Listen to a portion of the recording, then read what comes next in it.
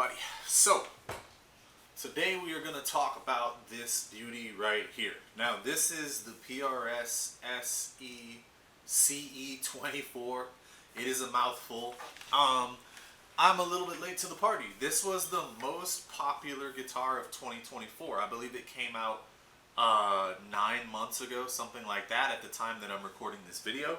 But I just got it because I just turned 40 years old, and this was a birthday present from my wife. I've never had a 24 fret guitar, so I was wrestling with how to do this review, because you guys that have watched me review gear in the past, you know that I don't like to do overproduced reviews. I don't like to do the typical kind of fluffy reviews that people give.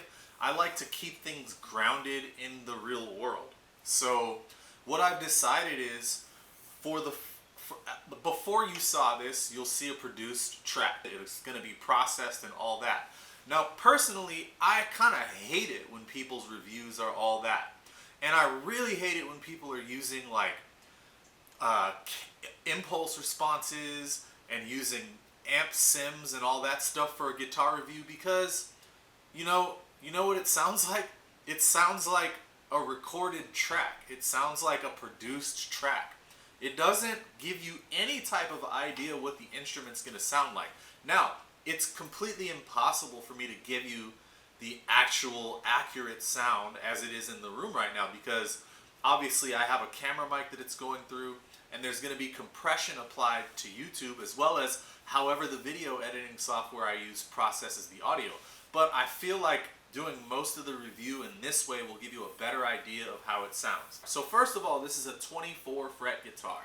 This example here weighs 7 pounds. I was adamant about picking the one on Sweetwater that weighed 7 pounds, because Sweetwater gives you the ability to pick the guitar you want. And it is extremely light, because I've been playing my Les Paul Standard 50s from 2019 the most before this one came into my life, and that thing is pretty heavy. That thing is about 9 pounds, maybe a little over 9 pounds. I love that guitar, but it is a beast of a guitar.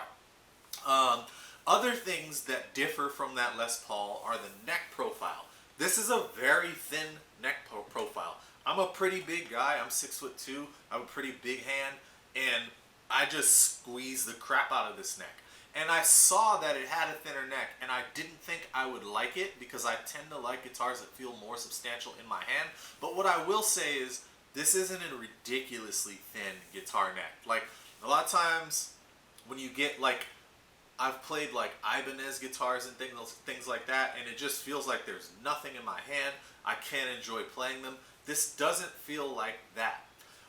It is a 10-inch radius, so Fender guitars, modern Fender guitars, tend to be 9.5-inch radius. Gibson guitars tend to be 12-inch radius. This is in between with the 10-inch radius, and it does feel a bit different, because I am used to playing the Les Paul with the 12-inch radius. The Les Paul feels a bit flatter. This feels a bit rounder. But when I go to my Fender guitar, my Strat, my Parts Caster, or when I go to my Gretsch, it feels completely different, because those are, I believe, 9.5-inch radius. Or actually, the Gretsch might be a 12-inch radius. I'd have to check. I can't remember offhand. This is also a 25-inch scale. So the Gibson scale is 24 3/4, and Fender is 25 1/2. And again, PRS does it in the middle.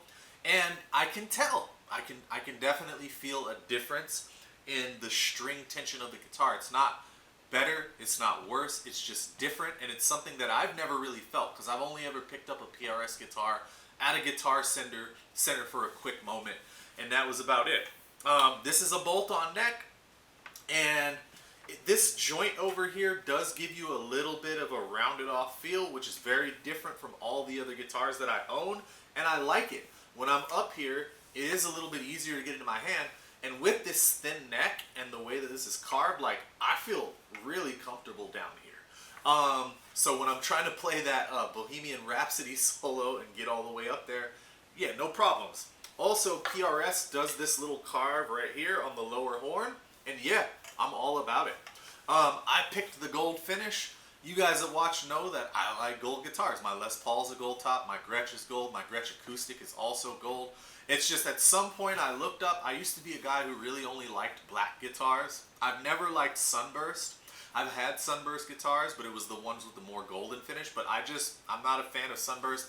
And especially the crazy flame maple tops that PRS usually does, those make me want to vomit. I like solid colored guitars, and this gold looks a lot better in person than it did in any of the photos. I was a little bit worried because the other finishes that this, like the black and the blue, and the red, it looks like they're transparent finishes, they're satin finishes, and I didn't like the photos of those.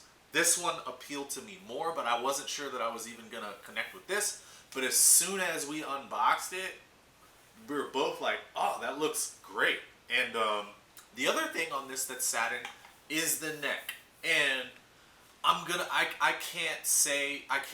it's gonna be hard for me to express to you how great this neck feels. Like, this neck is awesome. It's a maple neck. It's a rosewood fingerboard. This maple neck is completely matte, so there's no stickiness. And I'm not someone who even complains about sticky finishes on the neck of a guitar. It's never really bothered me. Like, I'm fortunate enough to be someone who can lock in when I'm playing music. So there's very few things that actually bother me, and if something does, I'll just work through it. That's just how I am. It probably comes from my skateboarding career, and in skateboarding, nothing's ever perfect. Other thing I want to talk about is the tuners, because the tuners surprised me. And the only reason that they surprised me, these are just PRS branded tuners. They have an 18:1 ratio, and 18:1 is like the perfect ratio for me. It gives you that fine tuning ability. But someone in one of the reviews that I watched months ago when I was thinking about buying this guitar said that the tuners were just okay. And having this guitar, I'm now thinking, I don't know what they were expecting from tuners, because these tuners feel just as good as the tuners on every guitar that I own, including my Gibson Les Paul. Better than the Gretsch that I have. They feel just as good as the Fender locking tuners that I have on my parts caster. So yeah, I don't know what that person's talking about. The other thing is, it stays in tune. So I tuned this guitar up for the video, and everything was just in tune. Still, I've been having it out on this stand since I've had it. So my birthday was April 12th. Today is the 21st. The guitar's been out the entire time. The first day that I got it out of the box, I was a little worried because it wasn't very stable. But after about 3 days, I noticed it never goes out of tune. And I do play with the trim, and the guitar stays in tune. Now, I'm not dive bombing the tremolo, but I'm using it, getting a little bit of wiggle, and this thing just stays in tune, like my bass. I have a Fender jazz bass, and I'll put that thing in the soft case and put it in a closet, pull it out, go to tune it to record a song, and it'll still be in tune. And this thing has been much like that, so I don't know what that person was talking about with the tuners. I'm assuming they just pulled it out of the box and were playing it and it wasn't staying in tune, because obviously guitars are made of wood, and the wood has to settle to whatever climate you're in. So it probably had something to do with that, but in my experience, these tuners are great. In fact, the only complaint that I really have about the guitar, there's two. The first one is up here on the headstock, right? The PRS headstock, this shape, my clip-on tuner of choice, I mean, I don't really like it, but it's just stuck with me and it won't die. I've had it for more than 10 years. This Ernie Ball clip-on tuner, and it's kind of difficult to fit it here. But when I do fit it in this spot, and this is the only spot where it will fit, I am able to tune the guitar with it. And the second complaint that I have about the guitar, which is also not a non-complaint, I kind of like it, is that this here is a pretty sharp edge, and you can actually feel it up against your forearm when you're playing it. Now, from me playing it over the past week plus, it's actually starting to feel a little more mellow, but it did feel a little sharp in the beginning, and I didn't notice it. Not a deal breaker for me, because like I said, that's the type of thing that I'm totally willing to push through, and I actually get kind of excited about pushing through things like that and wearing through things like that. But if you're somebody who is a little more fragile, that might bug you. It might just be this particular instance. It might also be because my other guitars that I play mainly, the Gretsch G56 55T and the Gibson Les Paul Standard 50s, they both have binding around the bodies. And so it is very smooth. The frets, pretty good. Don't seem to need any work. The guitar did arrive with action a little higher than what I like, and I was gonna like lower the action a bit, but I just thought I'll just let it ride for a while and see how it feels. And as the guitar settled, the action is a little higher than I usually like it, but it's not so high that I thought I should change it. And since in my set with my band we do have a song where there's slide, this action's actually better for slide. So yeah, that's pretty much all I want to talk about with the guitar. Oh yeah, it's got these humbuckers. It is said that these humbuckers are the exact same specs and built the exact same way as the core PRS CE24s, but they're just made overseas, right? The guitar, by the way, is made in Indonesia, and it's crazy that it's a $500 guitar that's made in Indonesia, because the only guitar that I own that this absolutely doesn't feel better than is my freaking almost, after tax, about $3,000 Les Paul. Like the Gretsch guitar that I have, the G5655T, that thing retails for about $1,000, and that has so many QC issues. Like there's a fret up in the higher registers where the freaking high E string gets caught on it, so I'm gonna have to get fret work done. Haven't even had that. I maybe had that guitar for a year, by the way. The strap button on the upper part of the guitar, it's not drilled in properly, so it actually gets loose and comes out all the time. Need to put some glue in there. There are just so many things with that Gretsch. Like I feel things loosening up over time. Gretsch is made by Fender. Fender's quality control these days is junk. Like one of the other cheap guitars, the other cheap guitar that wowed me before was the Squier J. Mascis Jazzmaster. And when I first played that thing in a Guitar Center, I played an American, like the top Jazzmaster they were making at the time. This was like 2017 when the J. Mascis first came out, something like that. And then I played the J. Mascis, and I had to go back and play the American Elite or whatever, whatever the name is, Jazzmaster, because I was like, that J. Mascis one feels better, and the bridge pickup sounds better. And sure enough, I ended up buying that J. Mascis Jazzmaster because, yeah, it was much better than the Fender in pretty much every way.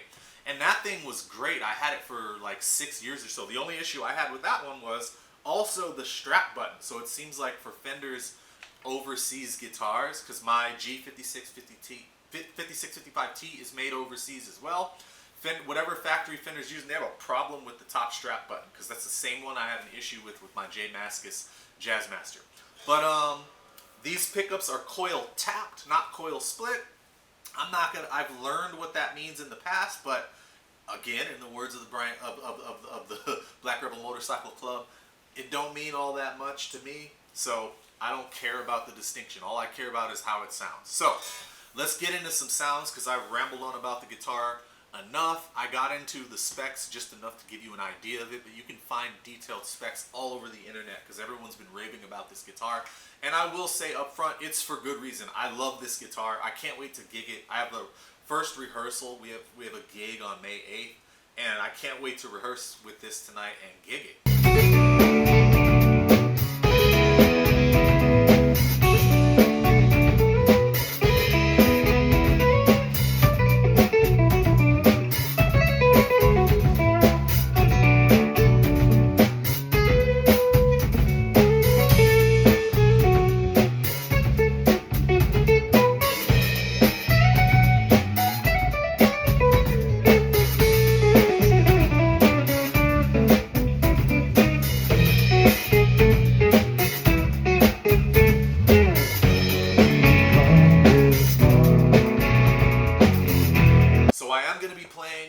Into the O-Tone 40 by Orange. I've done a review on that amp, and I'm going to be using my pedal board. So pedal board goes like this: Nuex Golden Horse, which is a Klon Centaur clone. into the, what is this called? Classic 108 fuzz. This is a fuzz face in a small housing. Into the Line 6 HX Stomp, which I'll have bypassed at first. And into the orange Terror Stamp. I'm coming out of the Sin, which is the line out of this. So I'm only using the 12AX7 powered preamp of the Terror Stamp. It's going to be a relatively clean sound at first, and then we'll kick on some dirt from this. We'll play with some fuzz, and then we'll hear it with some effects as well. And coming out of the O-Tone 40, I do have a little bit of the digital reverb, which is a spring reverb emulation. So without further ado, let's play this freaking guitar. So this is the neck pickup. It's not coil split. This is with everything on.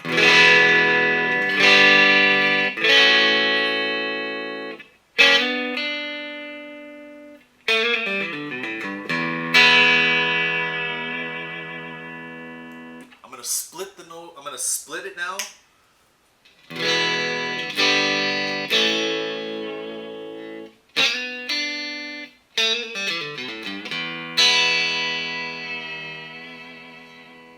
So there's the neck split. Great sounding. I think whatever the coil tap or whatever is doing a great job of giving it that.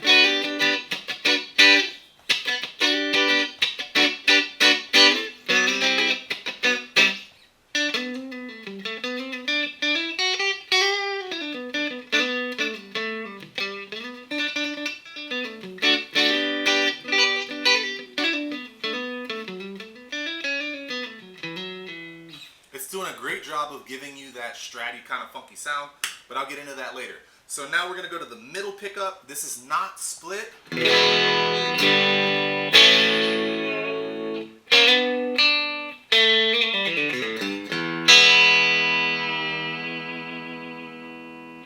Now we're going to split the middle, which this, heads up, is my favorite sound that this guitar possesses. So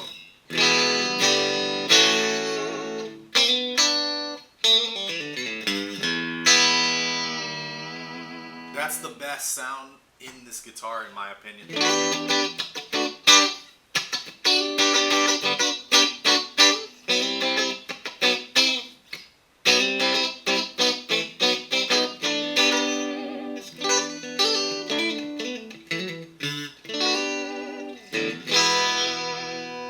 Best sound this guitar possesses. Let's go to the bridge pickup now.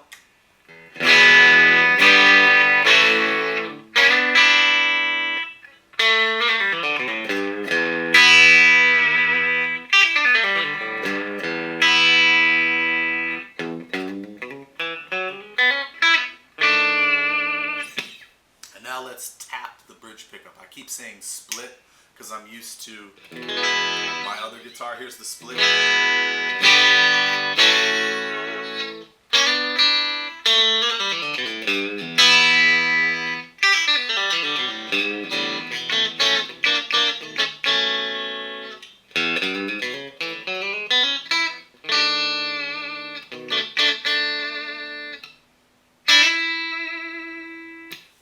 So that's a good sound. Let's go back to the middle pickup split, because the middle pickup split. It's giving off like that 2 and 4 position on a Strat vibe, which on my parts caster and on Strats, those are the only positions that I use, positions 2 and 4.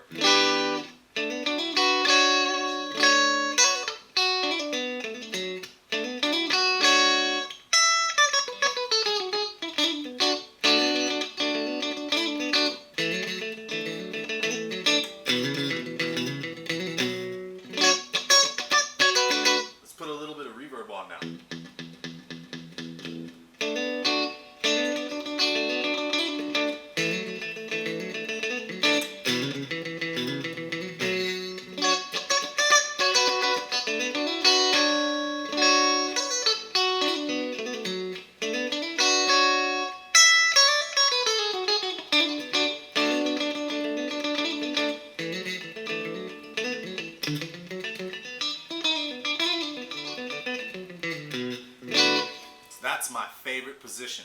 Okay, let's keep it here in the middle position for now, and I'm gonna kick on the new X Golden Horse, still with a little bit of reverb.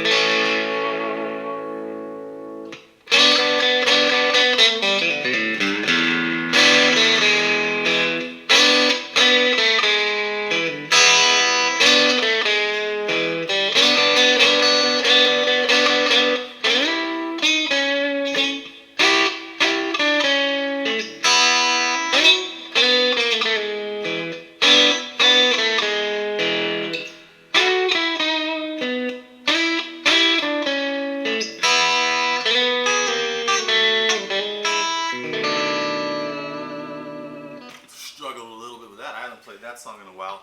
Name that song if you know it, but that's my favorite position for this guitar. It's also cool if you start using your tone knob. So there's the tone knob wide open. I'm going to drop it down to 7. And I'll drop it down even further.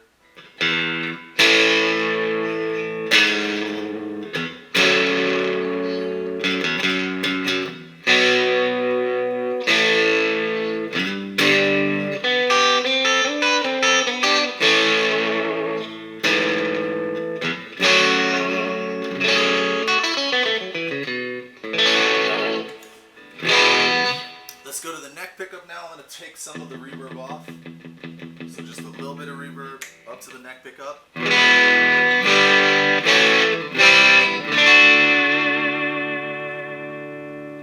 we're going to turn up a little more gain.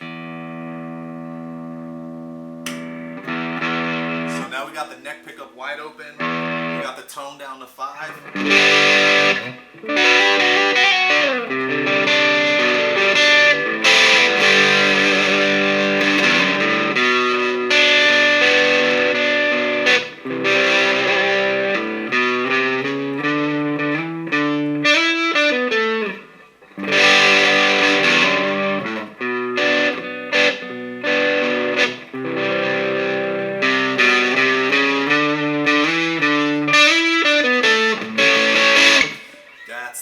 Pickup, a little bit dirtier. Let's go to the bridge pickup now.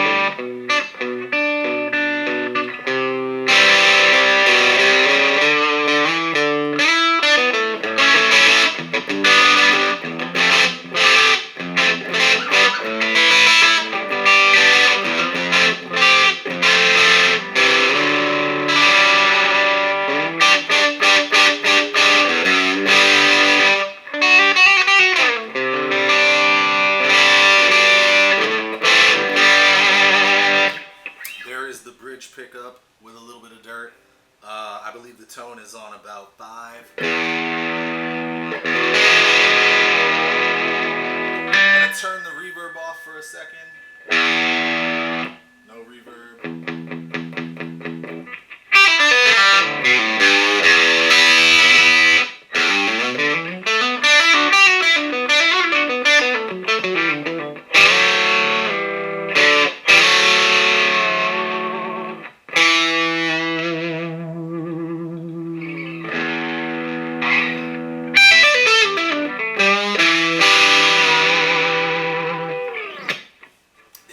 Pickup kicks. Before I stop, I'm just gonna pick my favorite place, which is using both pickups, and we're gonna play it with a little bit of fuzz. So I'm gonna drop the volume to about 8, and I'm gonna drop the tone as well. It's a little bit dirty already, and let's kick in the 108 fuzz.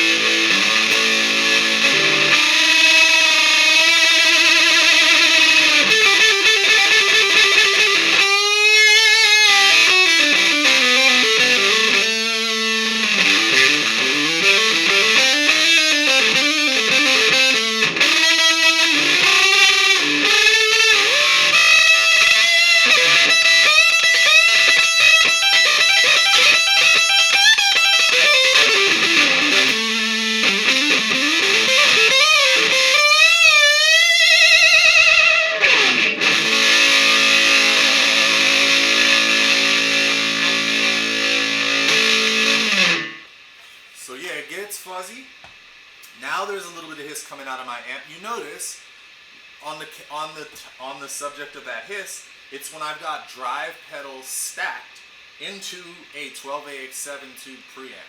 So if I were to bypass all of this, there wouldn't be any noise coming out of the amp, because before I had the fuzz on, see, the noise is gone. So that's the thing. When you're stacking gain, you're going to get some interference. That is very typical from gain pedals. But enough about that. Let's play with some effects from the HX Stomp. So I'm going to turn off the Golden Horse. So all you're going to hear initially is the Orange Terror stamp into the O-Tone 40 with some effects from the HX Stomp.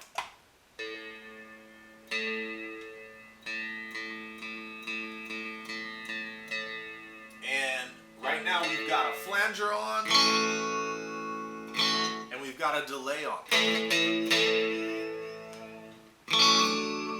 I'm going to turn the volume up a little bit right now, just so that you can hear it through the camera.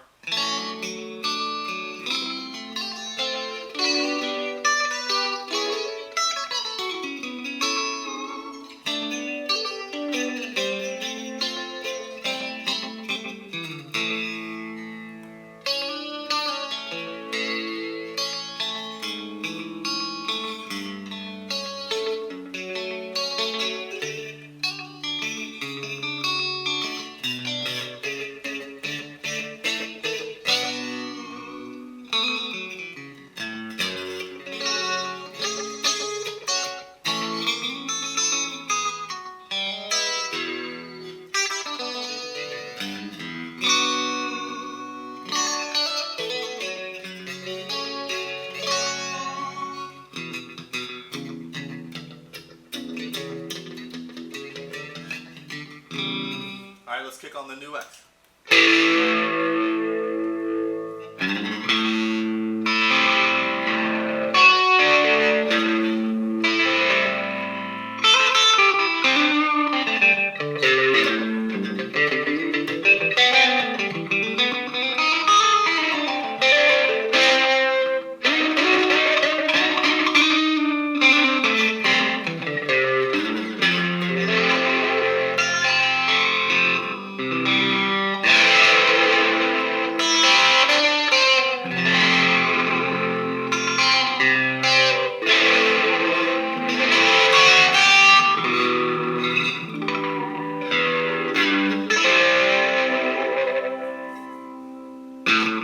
Let's turn the phaser off.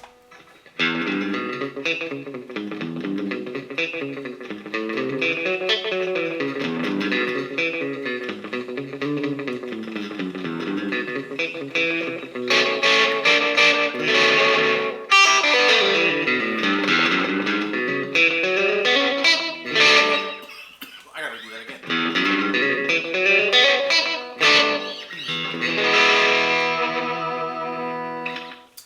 Last but not least, I'm going to go to the bridge pickup. I'm going to turn the tone all the way up.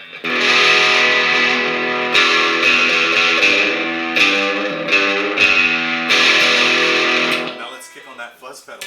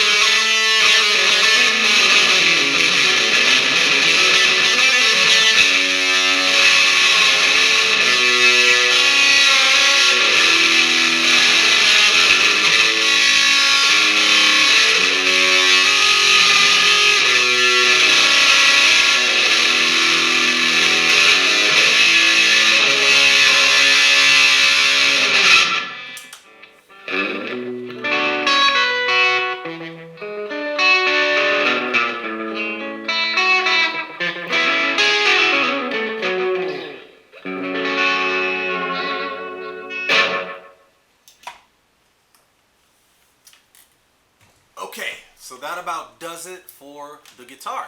And tell me what you think in the comments, but this is probably my second favorite guitar that I own now. In fact, all of the QC issues that the Gretsch has, this is kind of making me want to get rid of it. Get rid of the Gretsch because it's got a bunch of QC issues. And as much as I love the sound of those pickups, I can get similar sounds out of these. I've been playing guitar for long enough that I can kind of get whatever sound I want out of any guitar. But this thing is a no-brainer for like just about everybody because like my first real guitar was like an Epiphone Les Paul Jr., the 2 pickup humbucker variation. It had a big old thick neck, which wasn't too much of a problem for me. I mean, it probably wasn't the best thing to learn on, but it didn't bother me that much because when I started playing guitar, I was already a teenager. My hand was already a little bit bigger on the larger side, but the freaking maple neck, the freaking maple fretboard started to lift off of the guitar, and I had to glue it back on at some point. It wouldn't stay in tune worth a damn. Now that was $100 back then, or $120 back then, and in today's money, that probably adds up to like $250. So probably like half of what this guitar is worth. But the thing is, I'm gonna gig this guitar.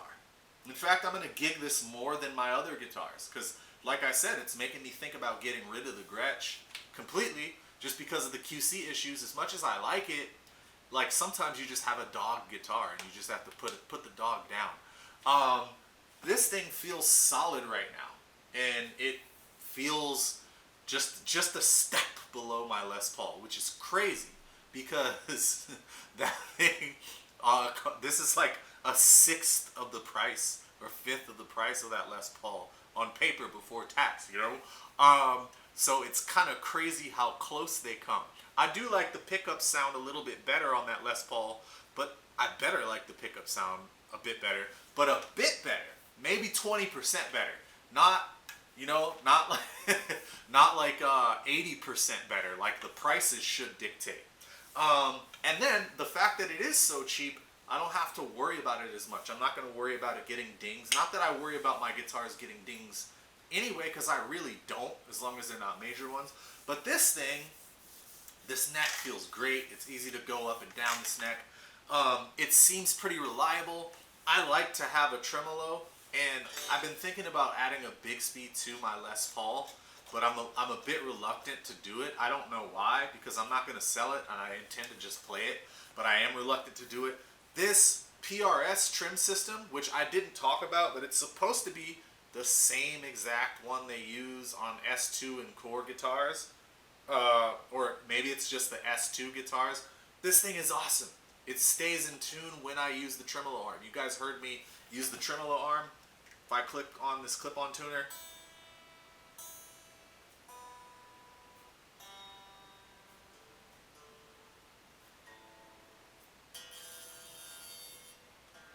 I'm still in tune. It's crazy.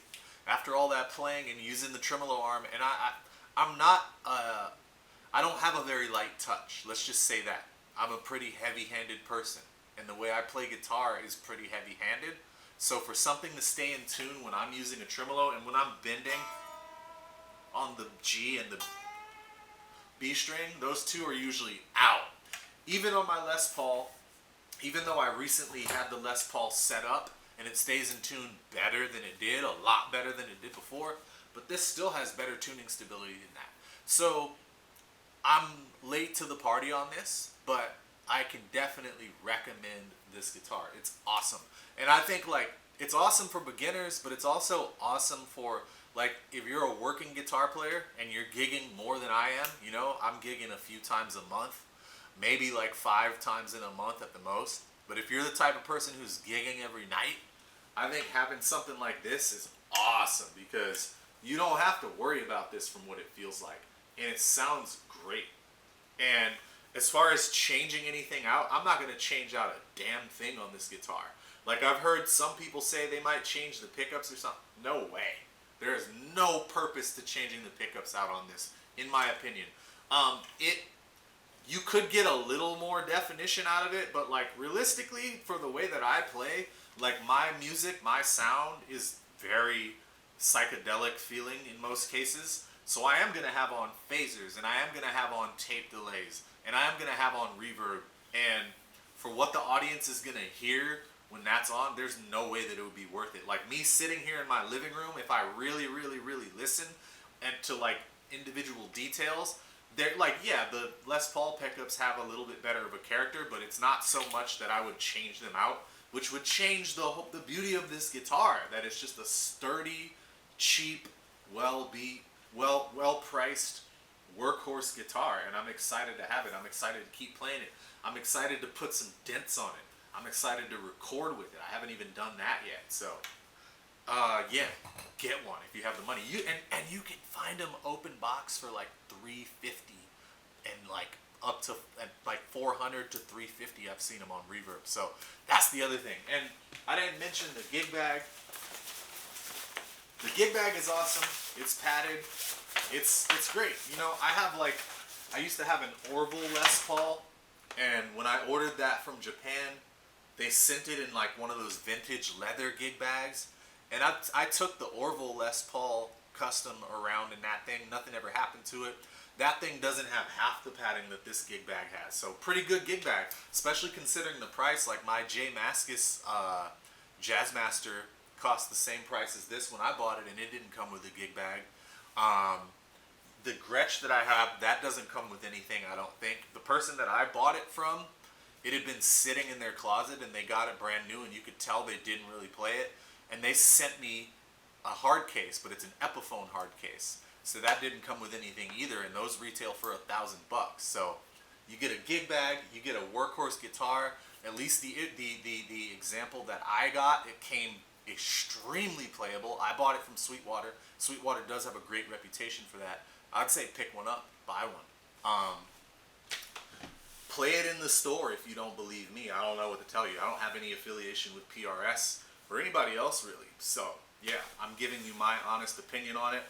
I am a little bit of a gritty guy. I do like to play through some things, but literally the only complaints I had were the sharpness around this edge, and just how it's a little difficult to fit the clip-on tuner on here. Everything else about this guitar, major, major, major, major go, in the words of Floss Carter.